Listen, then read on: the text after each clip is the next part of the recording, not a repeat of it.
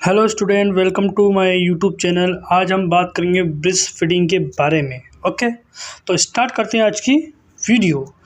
तो breast feeding एक ऐसी प्रोसेस है जिसमें क्या होता है, जैसे कि बच्चे को या न्यूनेट को हंगरिंग, जैसे कि भूख लगती है तो वो रोने जैसी क्राइंग करता है, जिससे कि माता के द्वारा बच्चे को फीडिंग कराई दी जाती है। ताकि जैसे बच्चा रोगा, तो जो छोटे बच्चे होते हैं तो बच्चा जैसे होता है तो खाने के लिए बोलेगा थोड़ी, तो उसके लिए बच्चा क्राइंग करेगा तो माँ को इंडिकेट मिल जाएगा कि बच्चे को भूख लगी है, तो माता के द्वारा बच्चे को फीडिंग कराई जाएगी। ओके, और इसमें ना कम्प्लीटली न्यूट्रिशन अवेलेबल होता है। जो मिल्क होता है उसमें कम्प्लीटली न्यूट्रिशन होता है, प्रोटीन होते हैं, फैट्स होते हैं, विटामिन्स होते हैं और इम्यूनोग्लोबिन प्रेजेंट होते हैं, जो कि बच्चे को प्रोटेक्ट करते हैं सभी प्रकार की डिजीज से। ओके, अब बात करते हैं जैसे कि बच्चे को माता के द्वारा दूध पिलाएंगे।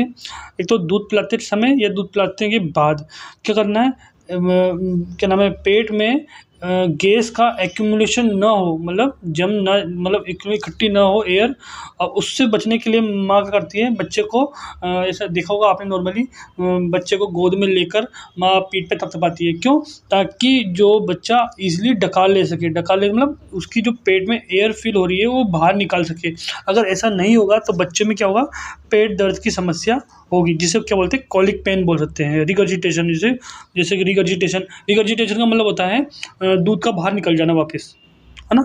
मतलब बच्चे को दूध पीने के बाद डकार दिलानी ही चाहिए, जिसे बर्प बोलते हैं। बर्प मतलब होता है डकार लेना। ओके, अब बात करते हैं OTC medicine should be avoid. OTC जो मेडिसिन होती है, ओटीसी मेडिसिन का मतलब क्या होता है, ओटीसी मेडिसिन का मतलब होता है डॉक्टर ने बिना प्रिस्क्रिप्शन के तुम किसी मेडिसिन को ले रहे हो डॉक्टर के बिना, तो उन चीज़ों को अवॉइड करना है। किसके लिए? जो महिला ब्रेस्ट फीडिंग करा रही है, तो उनको ऐसी मेडिसिन को नहीं लेना है।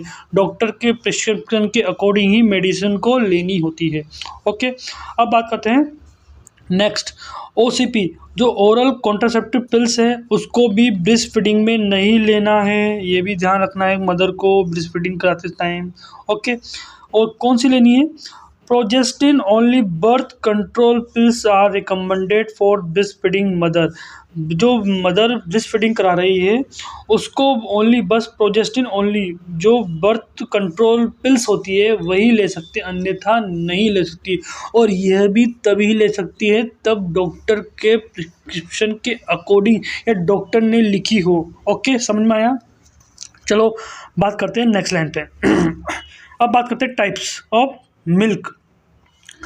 सबसे पहले आता है कोलेस्ट्रम। इसमें फर्स्ट मिल्क होता है, जो कोलेस्ट्रम होता है, फर्स्ट मिल्क होता है जो बर्थ के बाद 2 से 3 दिन में बनता है। ओके, और इसका जो कलर होता है थिक होगा, येलोविश इन कलर। कैसा होगा? गाढ़ा दूध होगा और येलो, हल्का पीला कलर का होगा। इसमें सबसे ज़्यादा एंटीबॉडी कौन सी मिलेगी? IgA एंटीबॉडी भरपूर मात्रा में मिलेगी, और इसे हम फर्स्ट वैक्सीन या लिक्विड गोल्ड के नाम से भी जानते हैं। समझ में आया? ये हो गया कोलेस्ट्रॉम के बारे में। अब बात करते हैं ट्रांजिशनल मिल्क के बारे में। ट्रांजिशनल मिल्क कब बनता है? ये बनता है तीसरे दिन से लेकर 3 वीक तक ट्रांजिशनल मिल्क बनता है। इसमें अधिक मात्रा में फैट और लैक्टोलोज अधिक होंगे, और ये जो मिल्क होता है ट्रांजिशनल मिल्क बच्चे को ग्रोथ कराने में बहुत सपोर्ट करता है। ये बहुत हेल्पफुल होता है कि बच्चों का बहुत अच्छे से ग्रोथ हो, माइंड का, बॉडी का डेवलपमेंट अच्छे से हो। ओके, अब बात करते हैं मैच्योर मिल्क। मैच्योर मिल्क में क्या होगा, ये 2 वीक के बाद मैच्योर मिल्क रिलीज होते हैं। ये 2 टाइप्स के होते हैं। पहला जो होता है फॉर्म मिल्क। फॉर्म मिल्क क्या होता है? इसमें वाटर की मात्रा अधिक होती है, जिससे कि बच्चे की जो प्यास जो लगती है ना वो कम हो जाती है। बोले तो थर्स्ट को, जो थर्स्ट होता है ना, थर्स्ट मतलब प्यास को कम करता है ब्रेस्ट मिल्क, क्योंकि इसमें अधिक मात्रा में क्या होता है, वाटर क्वांटिटी अधिक होती है। ओके, समझ में आया? अब बात करते हैं हाइंड मिल्क। हाइंड मिल्क क्या होता है? हाइंड मिल्क में सबसे ज़्यादा रिच अमाउंट में फैट होता है, जो कि हेल्प करता है, किस में हेल्प करता है? वेट को गेन कराने में हेल्प मिलती है। ओके, समझ में आया? अब हम कुछ बात करते हैं ब्रेस्ट फीडिंग के समय लेच क्या रोल होता है। लेच का मतलब क्या होता है? लेच का मतलब आगे हम समझते हैं क्या होता है। एक 2 तरह के होते हैं, एक तो बैड लेच होता है और गुड लेच होता है। सबसे पहले अपन बात को समझने पहले हम बात करेंगे गुड लेज के बारे में। गुड लेज क्या होता है? जब माता के द्वारा बच्चे को फीडिंग कराया जाता है तो बच्चे का जो माउथ होना अच्छे से ओपन होना चाहिए, है ना, अच्छे से खुला होना चाहिए। और जो माता के जो ब्रेस्ट में जो निप्पल्स है, निप्पल्स के साइड में ब्लैक डॉट होगा, देखोगा आपने ब्लैक, ये देखो आपको दिखाता हूँ मैं, ये डायग्राम में है, ये देखो, ये निप्पल्स है, उभरा हुआ पार्ट, और साइड में जो ब्लैक डॉट है, ब्लैक ब्लैक है, उसे बोलते हैं एरियोला। तो मतलब ब्रेस्ट फीडिंग के दौरान माता के जो एरियोला है उसको पूर्ण रूप से माउथ के द्वारा, किसके माउथ होता है? बच्चों के माउथ के द्वारा कवर होना चाहिए। और थर्ड कौन सा है? चिन अगेंस्ट द ब्रेस्ट, मतलब चिन जो होती है किसके अगेंस्ट? ब्रेस्ट के अगेंस्ट होना चाहिए। Okay, chin against the breast. Okay, अब बात करते हैं बेड की। इसमें बेड लेज के बारे में बात करते हैं। Mouth open little and only nipple is cover, ऐसा कुछ नहीं होना चाहिए कि निप्पल को थोड़ी कवर करना है, आपको एरियो लगा ताकि एयर किसी प्रकार से ना आए। एयर नहीं आएगी तो बच्चा एयर को क्या ना इंजेक्शन नहीं कर पाएगा, ले नहीं पाएगा, जैसे कि पेट में पेन या किसी प्रकार की समस्या नहीं आ पाएगी, या सक्शन प्रॉपर रूप से अच्छे से नहीं बन पाएगा। अगर हाँ समझ में आया? चिन नॉट अगेंस्ट द ब्रेस्ट, ऐसा कुछ नहीं है, चिन अगेंस्ट द ब्रेस्ट होता है। ओके, अब बात समझ में आया? असिस्ट लेज को मैंने आपको बता दिया है डायग्राम के द्वारा, तो ये समझ में आ चुका है आपको। अब बात करते हैं position use for breast feeding, मतलब जब बच्चे को ब्रेस्ट फीडिंग कराई जाएगी तो माता के द्वारा किस प्रकार की पोजीशन के माध्यम से बच्चे को ब्रेस्ट फीडिंग दी जाती है। ओके, सबसे पहले बात करते हैं क्रैडल पोजीशन, ये सबसे मोस्ट कॉमन होता है। एक होता है क्रॉस क्रैडल पोजीशन, एक होता है साइडलाइन पोजीशन। साइडलाइन पोजीशन में माता जो होती है साइडलाइन पोजीशन देगी, बच्चा साइड में स्लीपिंग करा होगा, उसको ब्रेस्ट फीडिंग आएगी। Cross cradle position, cross cradle position में माता जो होती है बैठी रहेगी और बच्चे को एक हाथ को क्रॉस करते हुए मतलब ब्रेस्ट फीडिंग करेगी। और क्रेडल पोजीशन में दोनों हाथों में बच्चा होगा, दोनों हाथों में बच्चे को यूँ पकड़कर और ब्रेस्ट फीडिंग कराई जाएगी। ओके, समझ में आया? अब नेक्स्ट बात करते हैं ब्रेस्ट इंगोरमेंट अकर दैन नर्सिंग केयर किस प्रकार से की जाएगी? ब्रेस्ट फीडिंग, ब्रेस्ट की प्रकार से जो ब्रेस्ट होता है उसकी केयर की जाएगी, नर्स के द्वारा कैसे केयर की जाएगी। सबसे पहले बात करते हैं फीडिंग जो होती है 8 से 12 टाइम एक दिन में, मतलब एक दिन के अंतराल में 8 से 12 बच्चे को ब्रेस्ट फीडिंग कराई जाएगी।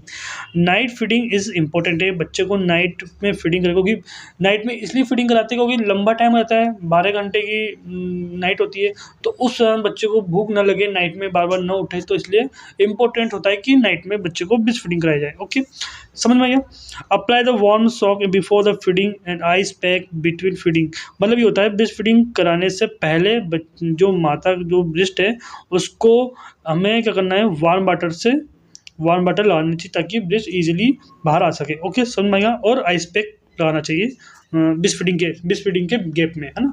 जब ब्रेस्ट फीडिंग कराते हैं, एक तो पहले ब्रेस्ट फीडिंग करा रहे हो तो उस समय वार्म वाटर, और ब्रेस्ट फीडिंग के जैसे कि अभी करा दी, फिर दूसरा जो गैप होता है एक बीच का दूसरा, तो उसमें क्या नाम है, आइस पैक लगाना चाहिए। ओके, और सेकंड है मसाज द ब्रेस्ट जेंटली, और जो ब्रेस्ट की है इजी जेंटली क्या होता है, मसाज करनी चाहिए ताकि ब्रेस्ट की जो होता है मिल्क अच्छा प्रोडक्शन हो। ओके, समझ में आया? अब नेक्स्ट है the client should not be use the shop on the breast because it remove the natural oil which is the increase the chance of the crack nipple. मतलब क्या होता है, हमें जो ब्रेस्ट फीडिंग मदर्स है उससे बोलना है कि अवॉइड करना है किस चीज़ को, कि ब्रेस्ट पर शैम्पू या साबुन या किसी प्रकार का केमिकल सब्सटेंस नहीं लगाना है, नहीं तो ब्रेस्ट के जो निप्पल्स है उसमें क्रैक हो जाएंगे, क्रैक निप्पल्स हो जाएंगे, जिससे कारण महिला को बहुत प्रॉब्लम होगी। और वैसे भी ऑयल जो सब्सटेंस है, नेचुरल जो ऑयल्स होते हैं जो ब्रेस्ट से निकलता है वो बंद हो जाएगा। समझ में आ गया? क्योंकि ब्रेस्ट में जो नेचुरल ऑयल निकलता है वो ब्रेस्ट को सॉफ्ट और स्मूथी बनाता है। ओके, समझ में आया? अब बात करते हैं अगर निप्पल में क्रैक आ गए हैं तो नर्स किस तरह से केयर प्रोवाइड करेगी, वो बात करते हैं। तो client should be expose the nipple to air 10 to 12 minutes after feeding. जब मदर फीडिंग कराने के बाद, जैसे मदर ने फीडिंग करा दी, फीडिंग के बाद क्या होता है कि नहीं कि मदर को ब्रेस्ट कवर कर लेना चाहिए, 10 से 20 मिनट हवा में छोड़ देना चाहिए ब्रेस्ट को नॉर्मली, मतलब प्राइवेट रूम पे, है ना, प्राइवेसी करके मदर को क्या करना है, अपने ब्रेस्ट को प्रॉपर रूप से एयर प्रोवाइड करना चाहिए ताकि नमी प्रॉपर रूप से न बने और ड्राइनेस ना आए। ओके, किस कंडीशन में, जब क्रैक आ चुके हैं निपल्स में बात करें थी।